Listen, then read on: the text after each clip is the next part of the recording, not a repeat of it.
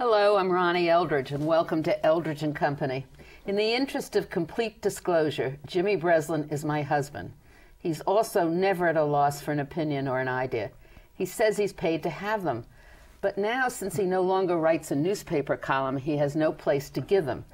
Not writing a newspaper column doesn't mean that he's retired. He's writing books and scripts. But that's why I invited him to be my guest, because I'd like to hear, I'd like to hear your opinion. Let's talk about the campaign, the presidential campaign. First of all, what do you do when you don't have the column to write? You talk to me, right? I talk to you, but I just finished a long book, which will be out the end of the year, The Good Rat, and it's going to do very well, and I'll replace several newspaper jobs. So writing a book, it's good. Does writing a book fill in for not having an outlet to tell people what you thought about absolutely. Today? Yeah, it takes an awful lot out of you, and perhaps the opinions are less pointed at the end of the day. What do you mean less pointed? Well, you don't have any need to get into print to put something down. I mean, you're not forced to because you have a contract. You don't force yourself, and you don't have a contract that you have to do it. So when you wrote columns, what percentage of the columns did you really want to express an opinion? I mean, do you know what I mean? All the time. Yeah. All the time. But there are no opinion columns worth reading today. The game is gone, I think, of the column in newspapers, as was presented to you here in New York by Westbrook Pegler, that nobody wants to mention, and he might have been the best. Murray Kempton, who was the best, he's gone. They can't do what he did. And we have today Murray Kempton. I remember he died, and there was a Protestant Episcopal service for him in Manhattan in a church, and the Reverend Louis Gigante came in, and he sat on the steps at the edge of the altar because the place was crowded, and he looked up, very curious. He wanted to see what was going on. They started to ring the bell, which they chime it for Kempton's years, 78 of them. So rang, kept ringing, and Louis Gigante is sitting there, and then finally he said, very sotto voce, "I'm glad I'm not a Protestant," said with the bell. It was that was a high, what was it? I mean, that was a real mass. Yeah. High mass. Yeah. Very 78 times it rang formal, and poor Louis was getting driven into the altar. Catholic priest. But I mean, that was a columnist, Murray Kempton. Today you don't have. You've got cliches, tip of the iceberg writers. They call them the cliche after cliche, and they call it writing. But a column was really an opinion, which allowed you. But it was done right. A column was sight and sound to give you an idea of where it's coming from. And somewhere in the middle, with quotes, with people talking, somewhere in the middle of this rising like the legs of a Texas tower coming out of the ocean, rising out of it is an opinion. And you express that opinion with strength, and then go back to something to end it with a quote of somebody talking. That's a column. They don't do that. They don't know how to. They can't write that well. They're stuck with cliches. But also in the Times... You got a fellow in the Times now, they need balance. So they have a fellow, David Brooks, he writes, "The one worst column I've ever read in the newspaper," and everybody I know agrees with me. Horrid, but he's balanced. Reminiscences of Ronald Reagan.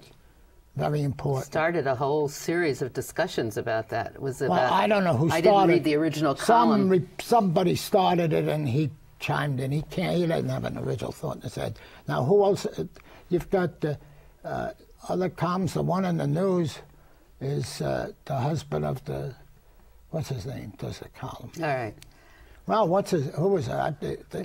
The name escapes me, as it should easily, but who was it? I'm not going to tell you. Yes, it is. Anyway, what I'm talking about when I'm talking about columns is, in times of distress, the column allowed you to express your opinion with some exposure. Yeah. Like the number of casualties from this war, when you listed the casualties, or a call for impeachment when other people aren't necessarily doing that. Yeah. That's what I'm talking about. Are you missing that opportunity? No. Okay. Because I have so much, the book takes so much out of me doing a book. Now I've done two, one right after the other. I got a play that I've got to meet somebody with to talk over today. It's going to go on. I mean, that takes up, and then I have television coming up, and it's a lot. So let's talk a little bit about politics now and the coverage of it and the quality of it. I mean, we're in a the word experience comes in here. We're in this whole different world of these, all these early primaries and the states changing everything, and the constant polling and the constant critiquing of the campaigns. So the issue seems now to come down to in Iowa, according to the papers. The voters are choosing between someone who has experience and someone who gives promise of change for the future. What are they talking about when they mean experience? I don't know. They don't know. And perhaps there is no such thing that it should count. What is experience for that job? What is experience going to do for you if bin Laden on the border of Afghanistan and Pakistan steals a nuclear weapon from them in the throes of not running a government? You mean we've never had it before, so how do you have experience? So how do you have an experience so for what anything? Is that Well, Hillary Clinton is running on experience, right? What is her experience appears to be curtain rods in the White House. I don't think she ever picked the curtains. She didn't even pick the curtains. So therefore she has no experience to speak of except being there. That's her Well, big it's thing. interesting because if she's got experience from being in the White House, it means that she was participating in a lot of the discussions about policy, which then means that her husband's going to have the equal participation when she's president. So it's more or less a team that's running for a new kind of re-election. Her experience consists of living in public housing longer than anyone in this country, longer than housewives. What? All right, all right. The governor's mansion in Little Rock, Arkansas, they're in and out of it like a revolving door. The White House 8 years, and she wants to go back. Why, in the name of the Lord, she has the nerve to want to run for president after she's been there in the White House for 8 years? I should think in her mind she should have disqualified herself. Well, I think you can't be there. I think it takes more courage on her part because she's taking on an enormous responsibility to win. When people or polls say that she's divisive. Courage? Well, it's courage that she's going to risk the chance Greed, of maybe having a Republican get elected. All right. Like that. All right, let's talk She's about just a greedy woman. What presidents had experience? Experience? Oh, we had two back-to-back, the most experience of any we've ever had. We had Lyndon Baines Johnson. He left the White House. The next president was Richard M. Nixon, right? 2 in a row, back-to-back. They got 58,500 Americans killed in Vietnam between the two of them.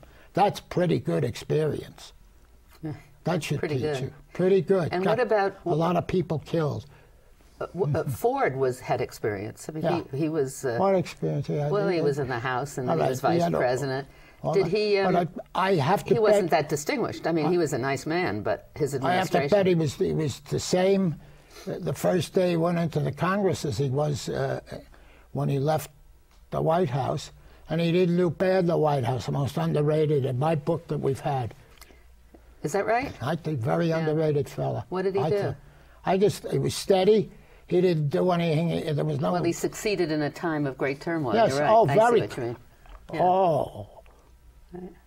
The night he took over. The night he went into the Congress, a joint session, and addressed them after Nixon, after everything, he had his hands behind his back. I was sitting in the Tip O'Neill, the speaker, put me in the first row of the House of Representatives, on the floor of the building. And I'm looking at Ford while he talked. He had his hands behind his back, and a finger didn't move. Nothing. Just as calm as if he was talking at the dinner table or something. Just I remember calm. the story you always tell of going past the White House. Yeah. In the night. It was a big thing. Yeah. And it was all calm. Enormous. If that had happened in a different country, you think it would have been a problem? The night that Nixon stepped down, so you were changing government at time of night, throes of a country's turmoil, and it went by at night. We're driving from the Capitol Hill to Paul Young's restaurant to get a drink, and a cop came out. There was some traffic, just some, and a cop came along on a motorcycle, pulled up, parked it in front of the White House, came out in the middle of the street and began to move the traffic along. It wasn't much of a job. There wasn't that much traffic to move, and the lights were on in the White House at night. But there was no sense, not even in the air, a feel, a tingle, nothing. It was just calm, and we looked at it.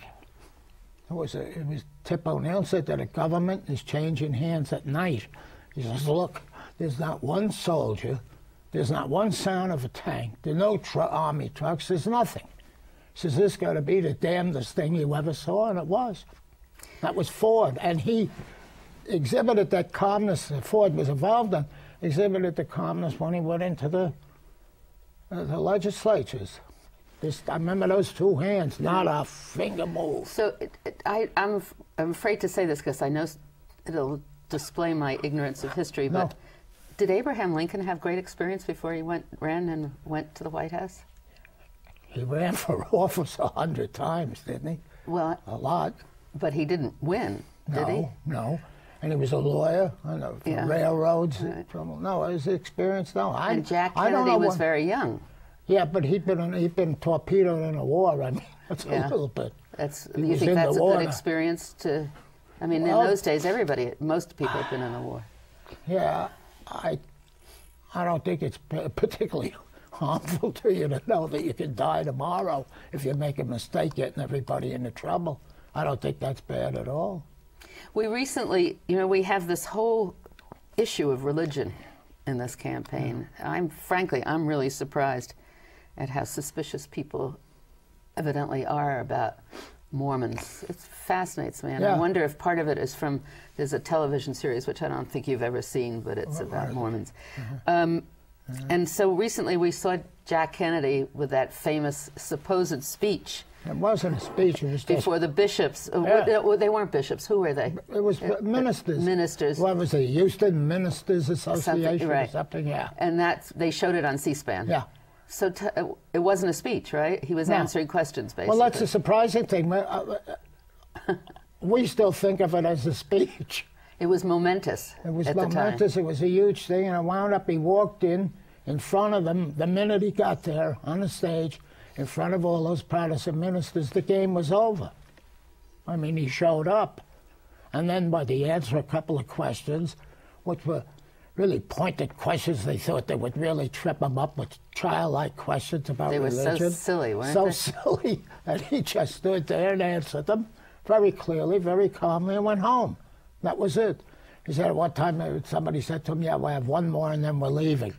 That was the way it ended. Right. And but that was a huge, huge affair. So there's now a lot of discussion whether Ronnie should do the similar thing. Right. And it's amazing that that simple thing became so important in our history. Because it was really a declaration of separation of church and state. Oh, yeah. So have we forgotten that in the country now? Well, also they can't have any humor about it, because it was Kennedy said when they won the election, everybody knows this story, when he said he told Johnson, was the vice president, he said, well, Lyndon, we could start building that tunnel to the Vatican. And Johnson said, I don't care who does this, as long as Brown and Root builds it. It was the Halliburton at the time. And that's when they had great sense of humor. Well, you could laugh a little. Do you see that humor in politics now? Absolutely none. It's very interesting. Right. I mean, Kennedy, when he was talking to the ministers, he always looked amused. Yes, yes. Well, because the question was so stupid, you had to laugh. Right. Yes. Well, let's talk about religion. Well, Rodney Dangerfield did the thing on Mormons. Yeah. Oh, I don't want to hear Why? it. Oh, I'm going to tell it. He called the house. I don't know. He said, Jimmy Breslin, Rodney. He said, I married a very rich woman, a Mormon. Beautiful woman. Mormons, they're very rich, We used to give that British accent. Next month, I'm marrying her sister, he yells at me. But that's the way that people see them and use it in humor. Romney probably could do a good job. Yeah. Get up there and say, this is the spot, the Brigham Young story. They were driven away from people, too. They crossed into the West. Why couldn't you get up and tell people about it? And you stopped having 6 wives. They're down to normal life. I don't know. Maybe he will. I don't know whether they like Jews. I don't know whether they like blacks at all. Yeah. But let them try. Well, let's talk about religion and government. It seems now to have the divide that Kennedy set seems to have disappeared. Oh yeah. That comes out of the South. Everything bad comes from south of Newark, New Jersey, I think. I don't see any plus there. What do they stand for? They have churches there, huge churches with big congregations, and they say that Christian church, they don't have a cross or anything to any exhibit to do with religion or religious beliefs or nothing. They got one big belief: stand there, put money in the collection, and vote right, meaning all the way right. No blacks, right? A couple of right-wing Jews, and a band. And Republicans, basically. Well, it's all right-wing Republicans. So that's what that's called. Was that the Nixon strategy? Whose strategy was that to go to the South? John Mitchell from Jamaica High School. Yeah. Queens. The Republican Party to reactivate or to start a Republican Party in the South. Yeah, they went there, and they went there with one topic: blacks. That's all. The Democrats are for blacks, and we're not. The Republican Party from now on, we're going to be the Southern Party. And that was it. He was the boss of the campaign. Was John Mitchell, and another one who did a lot of it was Richard J. Whalen of St. Benedict Joseph Lawbray Grammar School, 118th Street, Richmond Hill, Queens. 2, right from there. On the same L line, when you went up to Jamaica Avenue, well, you had where St. Benedict's was 118th, you go to 168th, you go up the hill, that's where Mitchell was, Jamaica High. That's how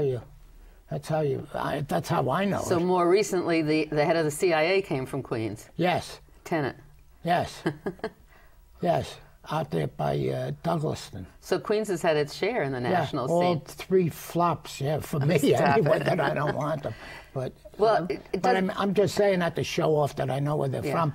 But it was the Southern strategy. That's all it was to it. The Rockefeller was left and going to a convention trying to fight that with ads on the television in the, what was that, Miami, I guess. Yeah, Miami. He had Billy Daniels singing for the delegates, big afternoon concert. And on the television, it how big states are going to win for Republicans, and big states are Rockefeller. Well, then nobody even looked at it. Was Rockefeller the last of the major liberal Republicans? It's interesting. Well, you know that. I mean, I think so. I mean, when you think about it, when you look at the Republican candidates for president. Mm-hmm. Boy, Giuliani. Well, let's come back to him later. But we have candidates who don't even believe in evolution, right? The Republicans. Huckabee. And right. Brownback, but he quit, the guy from Kansas. Well, what does Tancredo believe in? I don't know. But they've used Giuliani uses terrorism, but the rest of them use immigration. I mean, what? Or not? That's not fair. McCain more reasonably reflects on that issue, at least. Yeah. But they're all against abortion, and abortion is tied into religion, right? And that seems to be a motivating factor in Republicans these days. How did that get in again? I don't know. And how many people are affected by it that talk about it? Well, they're going to be affected if it ever comes up in the Supreme Court, don't you think? 5 Catholics. Yeah. Is that the first time there have been so many Catholics? I don't know. Nobody seems to know that. Nobody seems to understand it. 5 Catholics. And, it's quite amazing. Well, and I would think, what do you call it? Strict Catholics or what? Oh no. How do you call it? What do you call it? What? Devout. Devout Catholics. When that Roberts was put up, we talked, a couple of us, I mean, he was coming into purity, to Catholicism. So he said, if he's such a strong Catholic, a devout Catholic, put a question to him, when it comes down to a dictum from the Pope or the Constitution or your duties running the court, I mean, to whom do you defer? If you're devout Catholic, then you can't do the law right. If you're the law, then you're turning down the Catholics. Tell us which way, just so we'll know. And we thought for sure he would never say a word about the Catholics because he'd be afraid of losing them, or something, being that narrow a person. And we had Durbin from Illinois was going to ask a question because he'd been very effective. Once I heard him in a speech about the insurance companies robbing you, I thought he was excellent. And we got a hold of him and gave the question, and Cuomo called him with us and get on the stick, put him right in the middle on Catholicism and the state and church. That's it.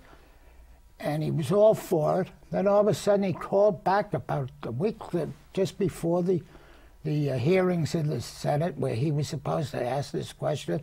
And he said he couldn't because they had an old statement he made, an old vote or an old statement on abortion where he was against abortion and they would hold it against me. I started to scream, what the hell has abortion got to do with this? This is separation of church and state. Very important right now, today. They're no good. He wouldn't do it.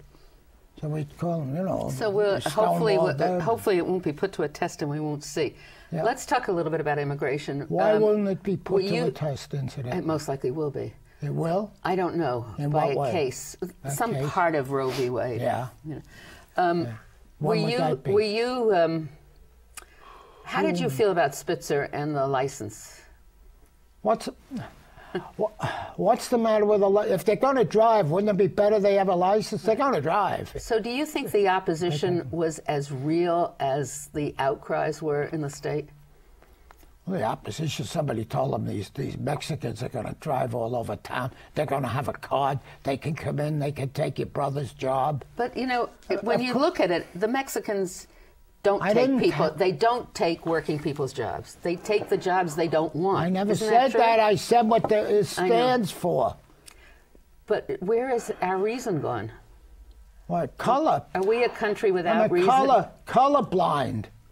Colorblind is the key word to life in the United States at this time. Well, colorblind would mean you don't pay attention to color. Color fear. Blinded by the color, you get afraid. And you think that's the basis of the immigration? Gee whiz. Because we know I had a friend, Al McGuire, coached college basketball. Came out of Rockaway Beach, right? Famous name, God rest his soul. He said the main thing was color fear. When they guard the black player white, the black guys got a little bit of an edge all the time because they were afraid of him. That's why he looked to play 20 blacks in a national collegiate championship. Right. So you think it's fear? Fear of a black? Wow. Well, now, we've gone through this whole program without talking about Giuliani. Yeah. Do you think he's terrified? Terrified of blacks. Oh, yeah, that's not race. Yeah. He's at a dinner. My eyes. He's at a dinner, and David Dinkins is up talking, and Dinkins perspired. Big deal. And Giuliani's at a table pointing out to the people. See him sweating, he's mopping his brow. You can tell that's when he's lying. He's lying when he sweats like that. The guy perspired. Will you be upset if he were to be a president? Why? What's to be upset about? Well, how would you feel if he was president? I don't know. I'd have to see the second or third year in Calgary would see. No, that was what Ray Kelly said. He moved to Canada. Do you think he can be elected president? Of course. You think these people telling me it can't be, I don't believe what they're talking about. If he wins a Republican nomination. They're all talking about the fact that he's losing steam, but that doesn't make sense. And who's coming on? I don't know.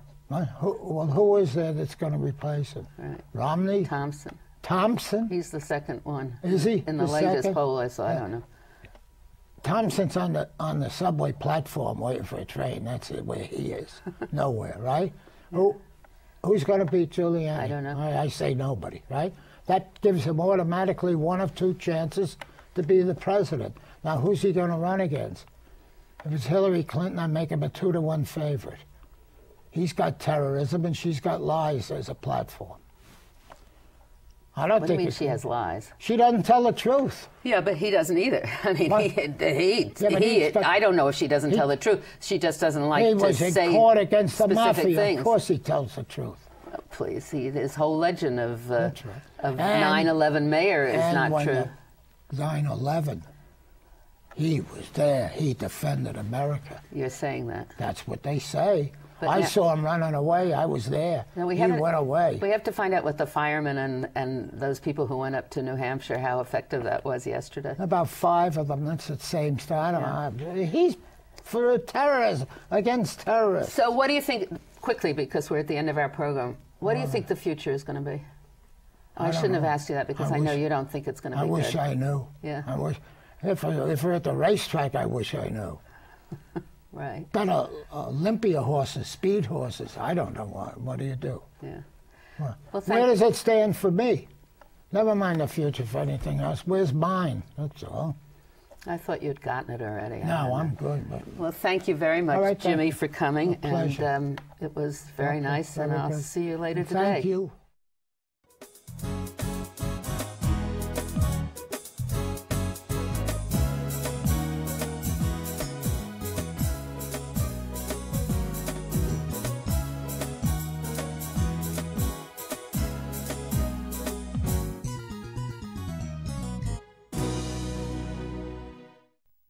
If there are any people you'd like to hear and topics you'd like us to explore, please let me know. You can write to me at CUNY TV, 365 Fifth Avenue, New York, New York, 10016, or you can go to the website at cuny.tv and click on Contact Us. I look forward to hearing from you.